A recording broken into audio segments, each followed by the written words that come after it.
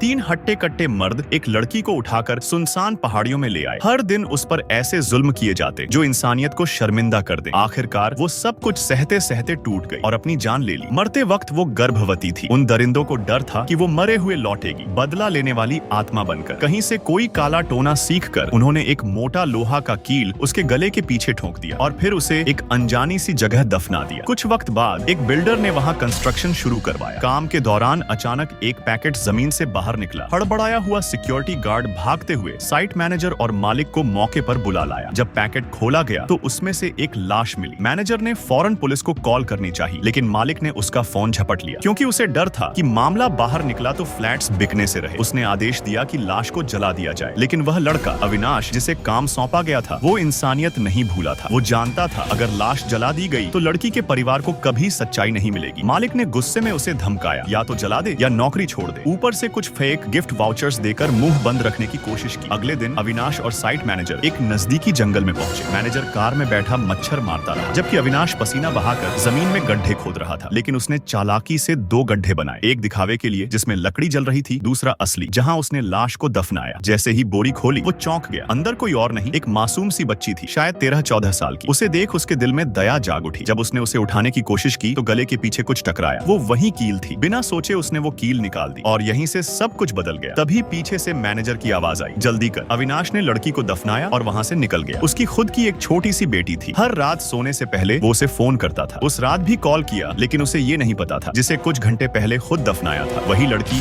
अब उसके सामने खड़ी थी। वो बच्ची जो कभी खेतों में खिलखिलाती घूमती थी, किस्मत ने उसे दरिंदों के हाथों सौंप दिया। वो मारी गई, गर्भ में एक नया जीवन लिए हुए। उसकी आत्मा उस कील में कैद थी जो अब निकल चुकी थी। अब वो वापस थी, पर उसने कभी अविनाश को नुकसान नहीं पहुंचाया। अगले दिन मजदूरों को मिला बेस्वाद खाना, सिर्फ उबली लौकी और चावल, जबकि मैनेजर मजे से बिरयानी खा रहा था। एक अफ्रीकी मजदूर ने सवाल उठाया तो मैनेजर ने उसे डांट दिया। अविनाश ने बचाव में कुछ कहा तो उसके चेहरे पर खाना फेंक दिया गया। अगले ही पल मैनेजर की तबीयत बिगड़ी। उसने खांसते खांसते एक लोहे का कील उगल दिया। रात को सिक्योरिटी गार्ड उस कील को घूरते हुए सोच में डूबा था। अचानक कील अपने आप हिलने लगी। वो डर के मारे कांप उठा, तुरंत भागकर अविनाश के पास पहुंचा। कंफर्म किया कि लाश जली नहीं थी। अब बस एक ही रास्ता था, उसे दोबारा ढूंढकर जला देना। अगली सुबह दोनों उसी जगह पहुंचे, पर लाश गायब थी। सिक्योरिटी गार्ड घबरा गया और ठेकेदार से सब कुछ बताने निकल पड़ा। रास्ते में उसे पीछे से किसी के गाने की आवाज सुनाई दी। मुड़कर देखा, कुछ नहीं। फिर आवाज दोबारा आई। इस बार जब उसने मुड़कर देखा, सामने खून जमा देने वाला मंजर था। वो जिंदा ही खींच लिया गया। अंत आप समझ सकते हैं। दूसरी तरफ बिल्डर साइट पर आकर चिल्लाया, काम तेज करो। ठेकेदार ने चमचागिरी करते हुए सब मजदूरों को ओवरटाइम में झोंक दिया। विरोध करने पर अफ्रीकी मजदूर को नौकरी से निकाल दिया गया। बिल्डर ने सबको कचरा कह दिया। अविनाश ने बस एक बात बोली और वो उसे बुरी तरह पीट गया। वापसी में जब वो घर लौट रहा था, किसी की उंगलियां धीरे से उसकी जांघ पर आ गईं, पर उसे एहसास तक न हुआ। घर पहुंचते ही उसने वाइन खोली, 1982 की बोतल और एक लड़की को बुला लिया। बाथटब में आराम से लेटा उसका इंतजार करता रहा। लड़की आई तो सही, लेकिन जब मिली वो खुद नहीं था, वो मर चुका था और लड़की बाथटब के सामने बैठकर उसका दिल खा रही थी। अगली सुबह मजदूरों को एक पेड़ के नीचे सिक्योरिटी गार्ड की लाश मिली। चेहरा डरावना नहीं बल्कि क्रूरता से भरा हुआ। ठेकेदार ने डर के मारे एक बाबा को बुलाया। तांत्रिक वो आया,